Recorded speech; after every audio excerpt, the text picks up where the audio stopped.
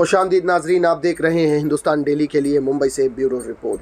नाजरीन, Dadar railway police ने पीड़ित एक 26 वर्षीय दिनेश राठौड़ को थप्पड़ मारने और रेलवे ट्रैक पर धक्का देने के आरोप में मानकुर स्थित आरोपी दंपित को गिरफ्तार कर लिया है।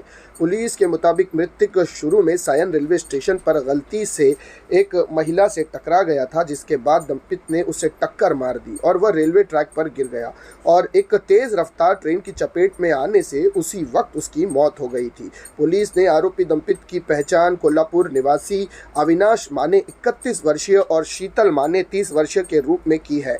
घटना 13 अगस्त को रात करीब 9:11 के करीब की बताई जा रही है। सायन रेलवे स्टेशन के प्लेटफॉर्म नंबर 1 पर हुई जब दंपित घर लौट रहा था।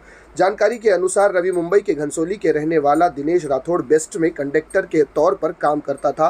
13 अगस्त को दिनेश काम समाप्त कर घर जाने के लिए सायन स्टेशन के प्लेटफॉर्म नंबर 1 की सीढ़ी से उतर रहा था। उसी वक्त एक महिला को उसका धक्का लग गया। इसके बाद गुस्से में आई महिला उसे अपने पास रखे छाते से मारना शुरू कर देती है। बाद में उसके साथ ही मौजूद एक शख्स ने भी दिनेश को पीटना शुरू कर दिया। जब दंपित दिनेश को बेरहमी से पीट रहे थे तो वो अपना संतुलन खो बैठा और रेलवे ट्रैक पर गिर गया। वहां पटरी पर गिरने के बाद उठने की कोशिश कर रहा था, उसी समय धीमी लोकल की चपेट में आ गया और गंभीर रूप से घायल हो गया।